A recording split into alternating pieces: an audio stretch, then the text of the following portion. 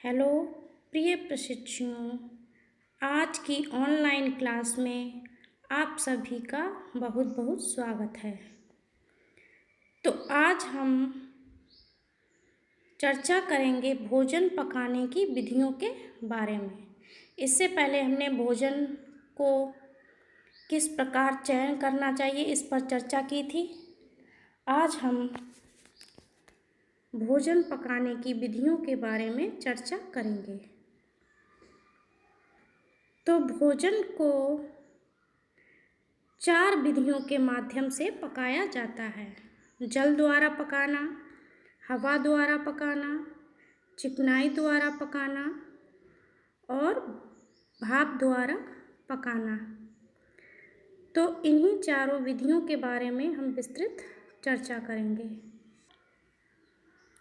तो इसमें सबसे पहला है जल द्वारा पकाना। इस विधि के अंतर्गत जल के माध्यम से तापक्रम बढ़ाया जाता है। तापक्रम को बढ़ाकर भोजन को पकाया जाता है।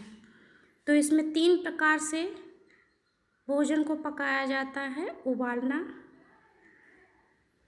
इसमें 100 सेंटीग्रेड से 112 डिग्री फ़ारेनहाइट ताप पर उबाला जाता है। खदकाना, 180 डिग्री फ़ारेनहाइट से 210 डिग्री फ़ारेनहाइट तापक्रम पर गर्म किया जाता है। इसमें कम पानी में पकाना, सूखी सब्जियों को या विशेषकर मांस को इस विधि में कम आंच पर पकाते हैं। कम पानी के माध्यम से पकाया जाता है।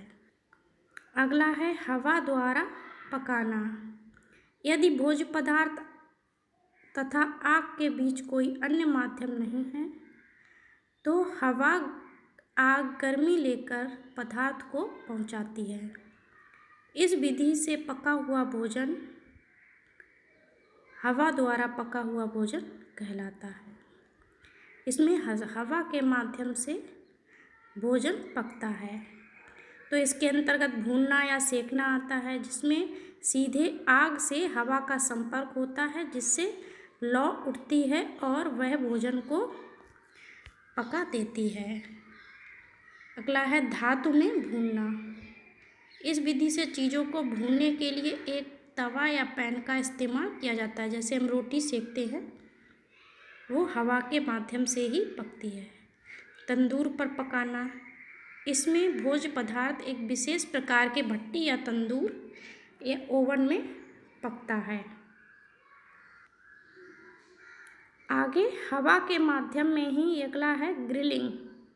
ग्रिलिंग में लोहे की सरिया या लवियों सलाखों पर आपने देखा होगा मांस को, डबल रोटी को, कबाब को भुना जाता है।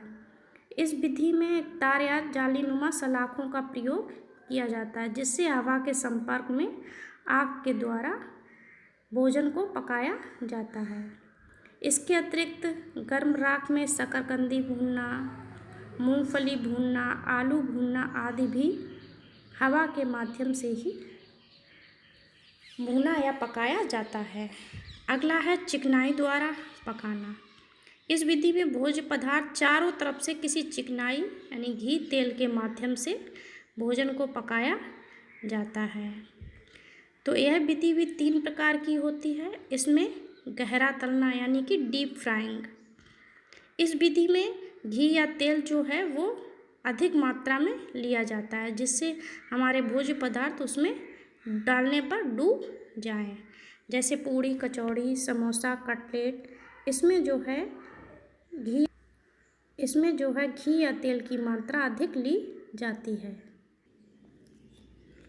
अगली है इसी में घी या तेल के माध्यम से तलने में उथला तलना। इस विधि में वसा की मात्रा का उतना ही प्रयोग किया जाता है जितना कि जो हमारा भोज्य पदार्थ है वो कढ़ाई या तवे में चिपके ना, उतना ही। जैसे टिक्की सेकना, पराठा सेकना, तो ये क्या है, उथला तलना। शुष्क तलना यानी कि ड्राई। इस विधि में वसा का प्रयोग नहीं किया जाता है। इसमें या फिर हल्की मात्रा में किया जाता है। जैसे खोया भूनना, बेसन भूनना या सॉसेस इस विधि से बनाई जाती है।